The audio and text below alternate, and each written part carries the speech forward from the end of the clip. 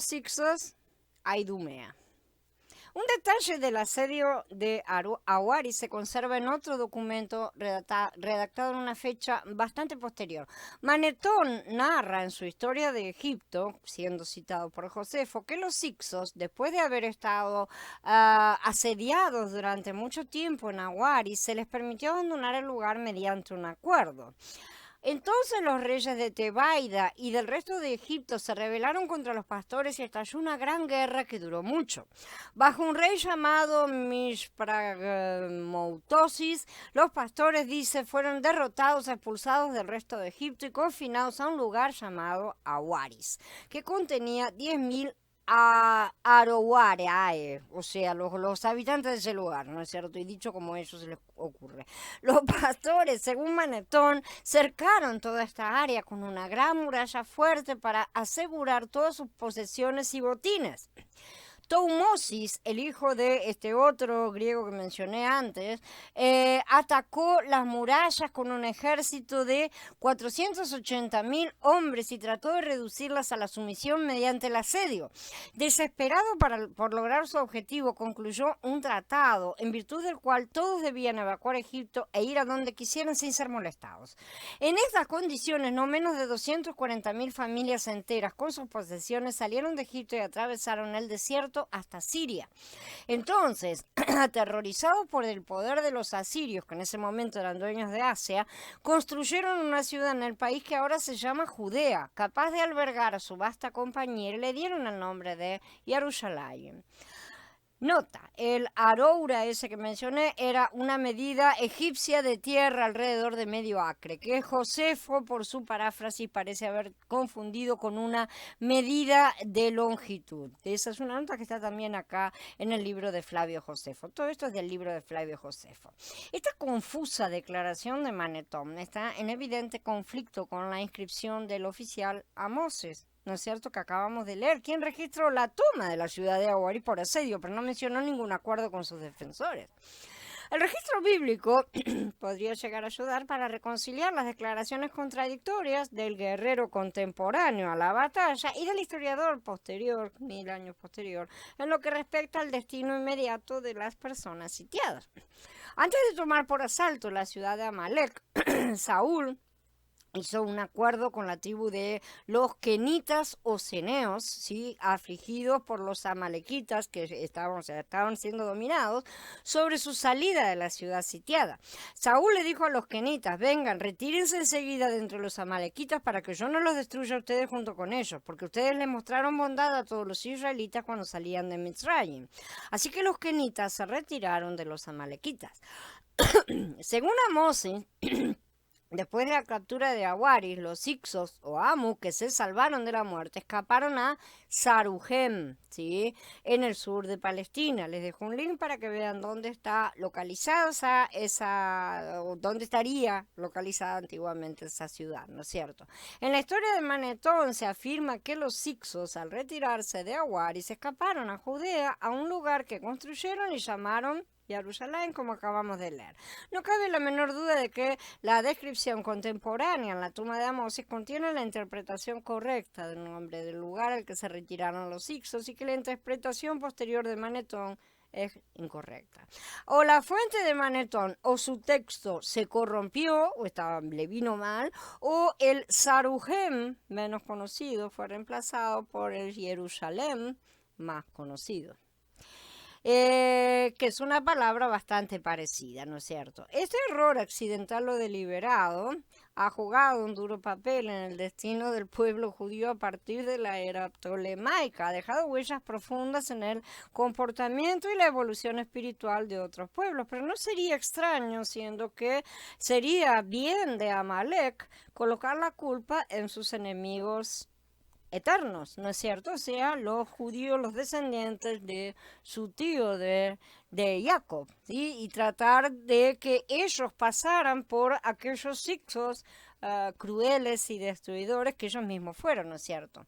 Solamente raras veces un error de una mano al escribir tuvo tantas consecuencias trágicas como este texto corrupto de Manetón, que se pone aquí al comparar las dos fuentes egipcias sobre la fuga de los hicsos a Saruhen en una fuente y a Jerusalén en la otra, ¿sí? Jerusalén. La derrota de los hicsos o amos se produjo en dos asedios sucesivos. Después de la captura de Awaris, la fortaleza y residencia de Apep, los hicsos o Amus se retiraron a Saruhen en el sur de Palestina y aquí tuvo lugar el último asedio. Esto es lo que cita la persona que sí estuvo ahí en ese momento. La versión de Amós y del retiro de los Amos al sur de Palestina corresponde a la narrativa en las escrituras también.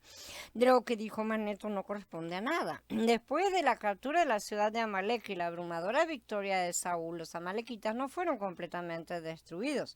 Aquellos que escaparon con vida retrocedieron a la región montañosa al sur de Palestina. Desde allí emprendieron, para variar, un asalto a las ciudades vecinas. Esto sucedió todavía durante el reinado de Saúl y David era uno de sus oficiales en esa época.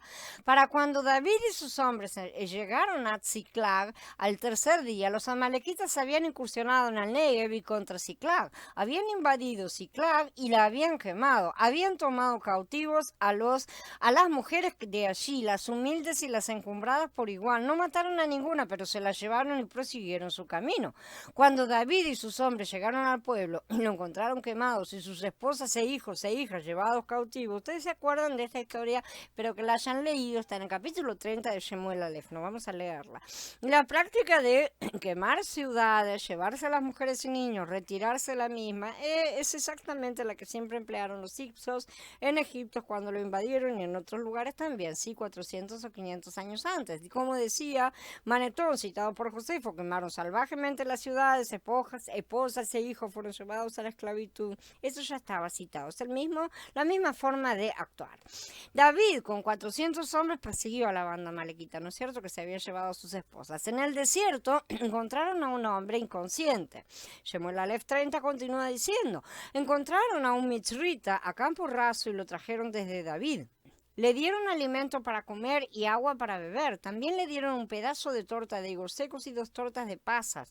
Él comió y recobró sus fuerzas porque no había ingerido alimentos ni había bebido agua por 3 días y 3 noches. Entonces David le preguntó, ¿a quién perteneces y de dónde eres? Él contestó, soy un muchacho mitzrita, el esclavo de una malequita. Mi amo me abandonó cuando me enfermé hace 3 días. Habíamos invadido el Negev de los queretitas y el Negev de Yahudá y el Negev de Caleb. También quemamos a Ziklag. Y David le dijo, ¿puedes dirigirme a esa banda? Él contestó, júreme por Elohim que usted no me matará ni me entregará en manos de mi amo y yo lo dirigiré a esa banda, le dijo este muchacho. Entonces David siguió al esclavo egipcio, encontró la banda malequita, rescató a las mujeres y a los niños cautivos. Este episodio es de lo más instructivo, muestra que los amalequitas invadieron el sur de Palestina después de haber perdido su fortaleza en la frontera de Egipto. Y revela también un detalle muy importante y llamativo. El joven egipcio dijo que él era esclavo de un amo amalequita y no al revés. Entonces esto demuestra que los que estaban haciendo amos eran los amalequitas realmente. Regresemos a las dos historias, ¿no es cierto? A la de los egipcios y la de los hebreos y a sus lugares convencionales entonces en la cronología. ¿Qué significa que un egipcio, es decir, un hijo de la nación gobernante y orgullosa, sea siervo de una amalequita que es un pobre nómada? Este hombre, al identificarse, hablaba de ser un sirviente y el amalequita su amo, como de algo que estaba al orden del día, una cosa absolutamente normal, y ninguno se sorprendió. Ahí tampoco, ¿no es cierto? Aunque ya eran los últimos días en sus respectivos roles, el esclavo egipcio y su amo amalequita. Estamos hablando de la época de David. David ya era oficial de Saúl, ¿no es cierto? No estamos hablando de la época de la salida del Éxodo. No se pueden estar confundiendo las cosas. Los amalequitas estaban en retirada y huida. Pocas incursiones como la de Sarujen a Ziklag, sí, ambas ciudades en el sur de Palestina, fueron las últimas ofensivas. Sus guerreros se dispersaron, algunos de ellos se llegaron a la región de los filisteos en la costa. Ziklag estaba en las afueras de la tierra de los filisteos y Sarujen era un punto entre Filistea y el Seir, la antigua patria de los amalequitas. Poco después de la gran catástrofe natural, los filisteos llegaron de la isla de Caftor y ocuparon la costa del Canaán. El día que viene para despojar a todos los filistinos, para cortar todo aliado que les quede en Zor y en Sidón, Tiro y Sidón, porque Yahweh despojará a los filisteos al remanente de la isla de Caftor. Nos dice Yirmeyá en el capítulo 47. Las escrituras nos informan que los filisteos eran el remanente de la isla de Caftor. Para mí, oh israelitas, ustedes son iguales a los cushitas, declara Yahweh. Es verdad que saqué a Israel de Misraim, pero también a los pelishtim de Caftor y a los arameos de Kir. Dice Amós en el capítulo 9. Se casaron con los amalequitas, buscaron su favor, aceptaron su liderazgo político, les proporcionaron orfebrería, alfarería. Durante los siglos siguientes perdieron cada vez más su propia herencia espiritual y se convirtieron en una nación híbrida. Esta fusión de los filisteos y los amalequitas proporcionó, yo creo, la base de la tradición egipcia de Manetón, ¿sí?, de que las dinastías Ixas en el periodo posterior de su gobierno en Egipto eran de origen fenicio. Y también para la afirmación de que los filisteos eran de sangre amalequita. Manetón dice, la dinastía 15 consistió en reyes pastores. Había 6 reyes extranjeros de Fenicia que se apoderaron de Menfis. Después dice, la dinastía 17 eran pastores y hermanos. Eran reyes extranjeros de Fenicia que se apoderaron de Menfis. Saúl, después de su gran victoria sobre los amalequitas, se involucró en una guerra con los filisteos. Entró en esta guerra con el corazón apesadumbrado. Shemuel, el profeta, le había dicho duras palabras, así que su reino le sería quitado por la bondad que había mostrado al perdonar la vida de Agog, el rey de los amalequitas, ¿sí?, los eternos enemigos del pueblo judío. Shemuel mató a Agog, pero nunca más volvió a ver a Saúl, ¿no es cierto? Y él murió. Saúl, con la ayuda de la negromancia, trató de ponerse en contacto con el difunto Shemuel. El día después de su visita a la bruja de Endor, los arqueros filisteos lo mataron en medio de la batalla. Él y sus 3 hijos cayeron sobre el campo. Fue una amalequita, el ejército de los filisteos, quien según la versión bíblica, mató al herido Saúl a petición suya y trajo las malas noticias a David. El joven que le trajo la noticia respondió, me encontraba por casualidad en el monte Gilboa y vi a Saúl apoyado sobre su ansa y los carros y los jinetes lo alcanzaban. Él miró alrededor y me vio y me llamó. Cuando yo respondí a sus órdenes, él me preguntó, ¿quién eres tú? Y yo le respondí que era una amalequita. Entonces me dijo, párateme encima y ultímame, que estoy en agonía y apenas me queda vida. Así que me paré encima de él y lo ultimé, porque sabía que nunca se levantaría de donde yacía. Luego tomé la diadema de su cabeza y el brazalete de su brazo y los he traído aquí a mi amo. El crédito histórico por liberar al cercano oriente del yugo de los Ixos pertenece a Saúl, pero su gran hazaña no fue estimada ni siquiera reconocida. La captura de Aguaris y la destrucción de las huestes amalequitas cambiaron el curso de la historia. Una vez más, Egipto alcanzó el poder y el esplendor después de haber sido liberados de cientos de años de esclavitud por un descendiente de los hebreos que habían sido esclavos allí. Y no al revés. El descendiente de los hebreos fue Saúl, que liberó a Egipto. Ahora bien, preguntémonos quiénes aquí podrían ser los interesados en reescribir la historia y generar confusiones en todas partes para que la culpa de la maldad del dominio de los Amu o Ixos recaiga sobre la cabeza de los esclavos hebreos. Y los amalequitas, evidentemente, ¿sí? Amalek siempre ha estado en guerra contra Yahweh, se ha complacido en destruir, perseguir de todas las formas posibles a sus hijos y hacer recaer sobre ellos la dudosa honra de haber sido los usurpadores más odiados del mundo egipcio. Es sin duda una muestra más de su arte en la guerra sucia. Solo después de vencer a los filisteos pudieron los israelitas considerarse un pueblo libre.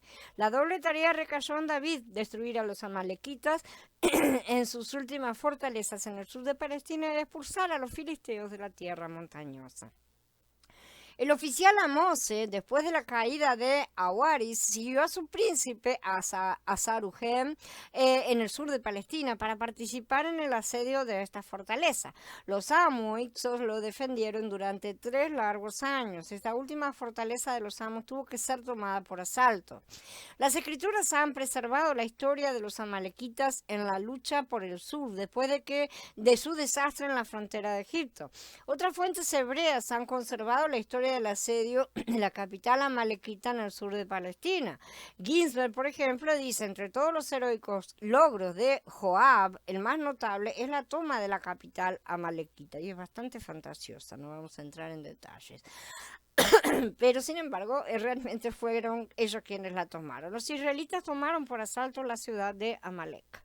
Destruyeron los templos paganos, mataron a sus habitantes. El rey David no estuvo presente en este prolongado asedio. El rey Amose probablemente estaba con el ejército de Joab como aliado, ya que lo está mencionando la batalla, que él estuvo en la batalla, y Joab se le adjudica a Joab, el oficial más importante de David, haber sido el que terminó de destruir a los amalequitas. El oficial Amós escribió: uno sitió a Sarujen durante 3 años y su majestad se lo llevó.